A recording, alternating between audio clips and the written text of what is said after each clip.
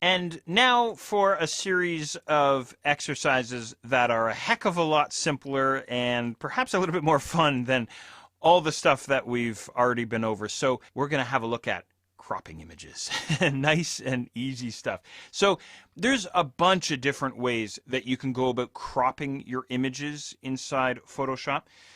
So I'm going to show you, I guess, what you could call a more traditional approach to cropping images inside Photoshop. And then in the next exercise, I want to show you some of the new features related to the crop tool inside Photoshop CS6. Let's go ahead and get an image open. So go ahead and double click on the gray background inside Photoshop. Inside your work files folder, we have an image called cropping. .jpg. Go ahead and pop this fella open. There's a photo of our barn, and as you can see, the photograph is angled just a little bit to the left. The barn is leaning. Well, actually, I was leaning on the side of my car when I was taking this picture, so it's the photographer, not the structural integrity of the barn, but as you can see, that is also failing. So what we want to do here is we want to try and straighten up this image, right? So what I'm going to show you here, as I mentioned, is sort of a more traditional approach to straightening and cropping an image. And then in the next exercise, I'll show you some new techniques. So what I'm going to do here is, well, first of all, let's zoom in on our image a little bit here, just by using Control or Command minus to zoom in, or any of the other zooming techniques that I had mentioned earlier. I'm now using the space bar just to pan inside my image.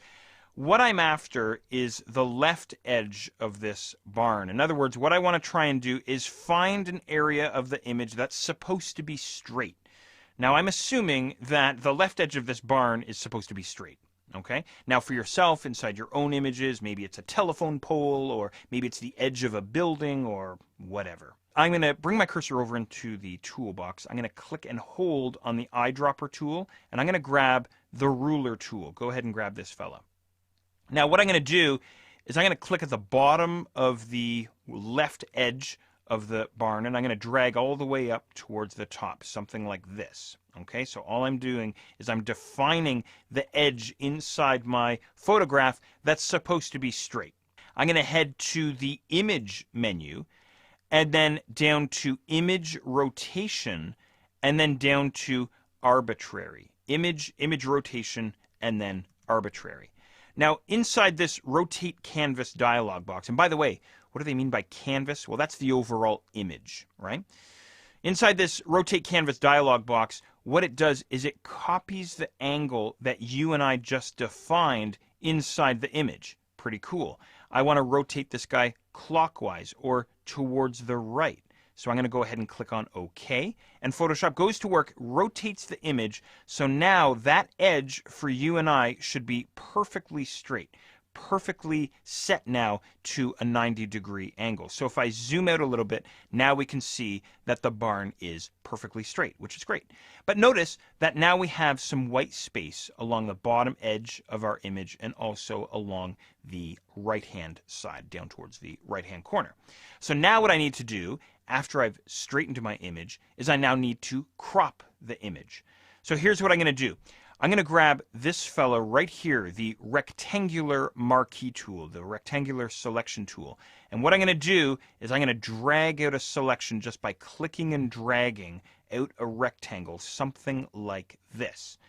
Now for yourself, you might have to take a couple of runs at this. You might not get it right the first time. If you don't get it right the first time, try just clicking away and then give it another try. Click and drag out something like this. So let's say I'm happy with that. I have my marching ants inside my image. Anything that's on the inside of the marching ants will be kept. Anything that appears on the outside of the marching ants frame will be deleted. So now what I'm going to do is I'm going to head up to the image menu and then down to crop. And what happens is exactly as I just described. Anything that fell outside of the marching ants frame is now gone. Anything that was inside the marching ants is kept. To get rid of the marching ants, I'm going to head up to the select menu and then down to deselect. And there we go. We've cropped and straightened our photograph.